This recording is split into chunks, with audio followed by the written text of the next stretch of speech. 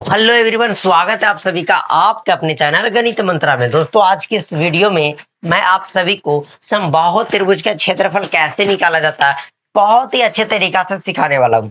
सबसे पहले हम ये सीखेंगे कि आखिर ये समबाहु त्रिभुज क्या होता है, इसका एरिया कैसे निकाले, समबाहु त्रिभुज का एंगल कौन सा कितने डिग्री का होता है। मतलब इस वीडियो को देखने के बाद आपको कहीं कोई दिक्कत समबाहु त्रिभुज को लेकर नहीं होगा। तो अगर आप समबाहु त्रिभुज का सारे कॉन्सेप्ट अच्छे से समझना चाहते हैं तो वीडियो को शुरू से अंत तक जरूर देखिएगा। चलिए आज की इस क्लास को हम शुरू करते हैं। तो आइए हम आप सभी को सबसे पहले ये बताते हैं समबाहु त्रिभुज बताने से पहले कि ये त्रिभुज क्या होता है। आखिर ट्रायंगल कहते किसको है, त्रिभुज कहते किसको है। तो सीधा सीधी मैं बात बताऊंगा आपको कि जब ऐसी आकृति जो तीन रेखा से मिलकर बनी, तीन रेखा से मिलकर बने और अगर वो बंद हो तो उसे हम त्रिभुज कहते हैं। ध्यान समझ गए। कहने का मतलब कि मान लिया जाए एक लाइन ये है, एक लाइन ये है और एक लाइन ये है, तीन लाइन से मिल गया और ये एक आकृति बन गया या एक फिगर बन गया। जब ये आकृति बन गया, ये फिगर बन गया, एक लाइन मतलब एक लाइन, दो लाइन, तीन लाइन, जब तीन लाइन से मिलकर और ये बंद होना चाहिए तो बताइए तो कि ये कहीं पे खुला है? बिल्कुल खुला नहीं है, यह एक बंद है। तो जब तीन रेखा आपस में मिलती है, तीन रेखा को मिलाकर जब कोई एक आकृति बनता है उसे हम लोग त्रिभुज बोलते हैं। उसे हम लोग क्या बोलते हैं मेरे दोस्त? त्रिभुज। आ गई बात समझ में? त्रिभुज किसको कहते हैं? जब तीन रेखा को आपस में मिलाते हैं उससे जो आकृति बनता है और वो आकृति बंद होनी चाहिए उसे हम लोग त्रिभुज कहते हैं। इस त्रिभुज में एक स्पेशल त्रिभुज होता है समबाहु त्रिभुज, एक विषम बाहु, समद्विबाहु। लेकिन हम आज की इस वीडियो में समबाहु त्रिभुज का क्षेत्रफल ज्ञात करना सीखेंगे। आखिर समबाहु त्रिभुज का क्षेत्रफल कैसे ज्ञात किया जाता है और समबाहु त्रिभुज क्या होता है, तो अभी पूरे आपको वीडियो शुरू से अंत तक जरूर देखना है। तो आइए अब हम अपना टॉपिक समबाहु त्रिभुज के ऊपर चलते हैं। ओके, तो आइए हम आप सभी को लेकर चलते हैं अपना टॉपिक समबाहु त्रिभुज के ऊपर। अच्छा, ये समबाहु त्रिभुज क्या होता है? तो देखिए, हम आपको बताएं कि त्रिभुज क्या होता है। तो तीन रेखा से घिरी बंद आकृति को हम त्रिभुज कहते हैं। कोई तीन रेखा हो, अगर वो बंद हो, आपस में मिलकर जो आकृति बनता है उसको त्रिभुज कहते हैं। त्रिभुज में तीन भुजा होता है। तो समबाहु त्रिभुज किसको कहते हैं? जो ये तीनों भुजा हो, अगर वो आपस में बराबर हो तो उसे हम समबाहु त्रिभुज कहते हैं। इसमें जो तीनों भुजा हो अगर वो बराबर है उसे हम समबाहु त्रिभुज कहते हैं। समबाहु त्रिभुज का प्रत्येक कोण मतलब जो जितने तीन कोण बनता है, तीनों कोण 60-60 डिग्री का होता है। समबाहु त्रिभुज जिसकी तीनों साइड इक्वल हो, जैसे हम बोले कि अगर ये ए है तो ये भी ए होना चाहिए, ये भी ए होना चाहिए।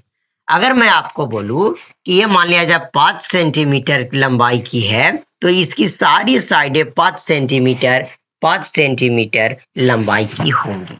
इसी को हम समबाहु त्रिभुज कहते हैं। इसका जो कोण होता है, प्रत्येक कोण वो 60 डिग्री का होता है। समबाहु त्रिभुज का प्रत्येक एंगल, प्रत्येक कोण 60 डिग्री का होता है।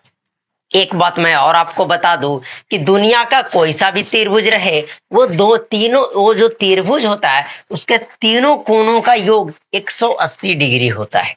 समबाहु त्रिभुज का प्रत्येक कोण का योग 60 डिग्री होता है। प्रत्येक कोण का योग तो प्रत्येक कोण 60 डिग्री का होता है, सभी कोणों का योग 180 डिग्री होता है। ये आपको जानना बहुत जरूरी था।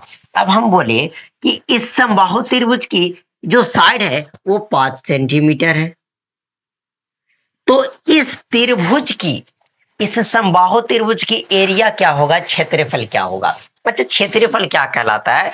जैसे कि हम ये जो आकृति बनाए इसके अंदर जो ये जगह खाली है, ये कितना इसके अंदर जगह खाली है ये आपको बताना है। सिर्फ हम आपको एक साइड दे दिए तो समबाहु त्रिभुज का कभी भी क्षेत्रफल निकालना रहे तो उसका एक साइड दे दिया जाएगा। इसका मतलब तो आपको पता है कि ए साइड भी 5 सेंटीमीटर का है, ए भी 5 सेंटीमीटर का और ए भी 5 सेंटीमीटर का। यही तो आपको पता है कि समबाहु त्रिभुज की तीनों साइड आपस में बराबर होती है। मैं आपको बोला कि एक जो साइड है वो 5 सेंटीमीटर का।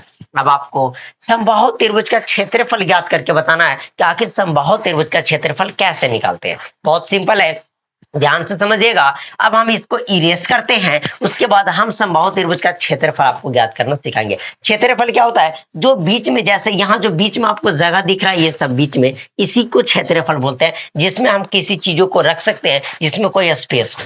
ओके, अब हम आइए इसका क्षेत्रफल ज्ञात करना सीखते हैं। ओके, तो अब आइए, अब हम आप सभी को समबाहु त्रिभुज का क्षेत्रफल ज्ञात करना सिखाते हैं कि कैसे समबाहु त्रिभुज का क्षेत्रफल निकाला जाता है। देखिए, समबाहु त्रिभुज का क्षेत्रफल का जो फॉर्मूला होता है वो होता है √3 गुना भुजा का स्क्वायर, भुजा का स्क्वायर बाई 4। जीवन में कभी भी समबाहु त्रिभुज का क्षेत्रफल अगर ज्ञात करना रहे तो √3 गुना भुजा स्क्वायर बाई 4 आपको लगा देना है। इससे आपका आंसर पूरे तरीका से आ जाएगा।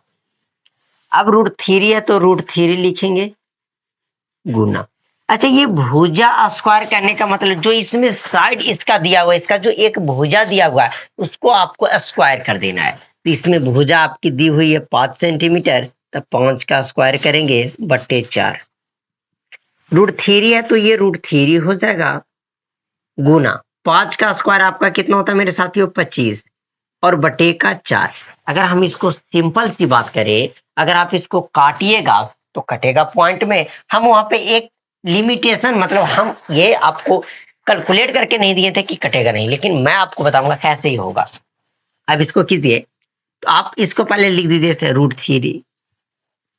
देखिए, पहले जो नंबर है उसको लिख दीजिए, जैसे नंबर है 25, √3 है तो आप √3 बटे का 4 लिख दिए।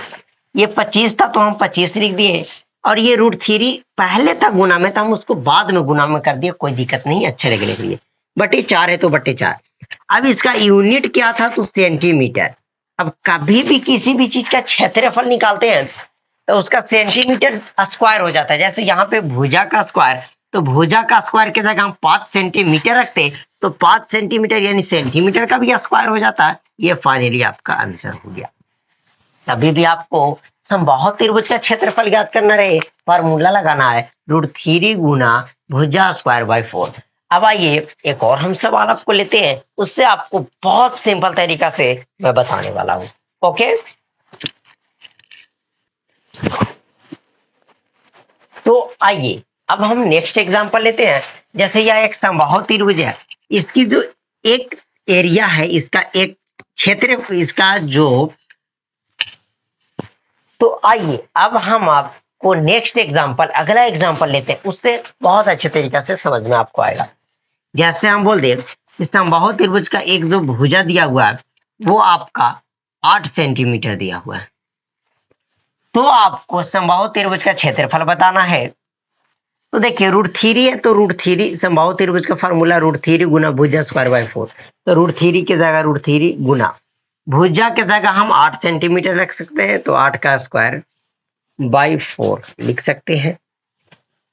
√3 है तो √3 गुना स्क्वायर कहने का मतलब कि हम इसको 2 बार लिख सकते हैं बाई 4। नहीं समझ में आया? अरे जैसे हम बोल दे कि 9 का स्क्वायर, इसका मतलब 9 मल्टीप्लाई 9, स्क्वायर का मतलब यही तो होता है। अब देखिए, 4 से कट करेंगे 2 बार में, 2 8 16, मतलब √3 गुना 16।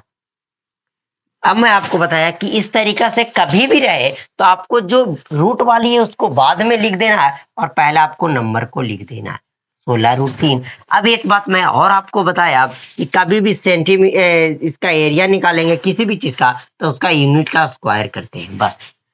तो हम उम्मीद करते हैं कि आपको समबाहु त्रिभुज का क्षेत्रफल ज्ञात करना आ गया। समबाहु त्रिभुज का क्षेत्रफल कैसे निकालेंगे? तो उसके लिए फॉर्मूला √3 गुना भुजा स्क्वायर बाई 4, √3 गुना भुजा स्क्वायर बाई 4, √3 गुना भुजा स्क्वायर बाई 4। इसके पे आपको कैलकुलेट कर देना है, आपका आंसर आ जाएगा। एक मिनट, एक और कभी अगर इस तरीका से आंसर ना आए, जैसा आपको कभी आंसर ना मिले, तो आप √3 का मान पता होगा, होता 1.732 इस तरीका से।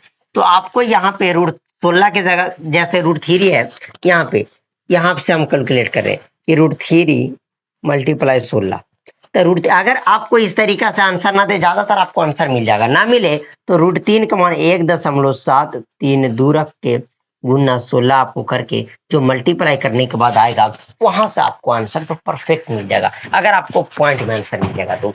अगर पॉइंट में ना मिले तो इस तरीका से आंसर आपको मिलेगा। तो हम उम्मीद करते हैं कि आप समबाहु त्रिभुज का क्षेत्रफल ज्ञात करना सीख गए। तो चलिए इस वीडियो को यहीं समाप्त करते हैं।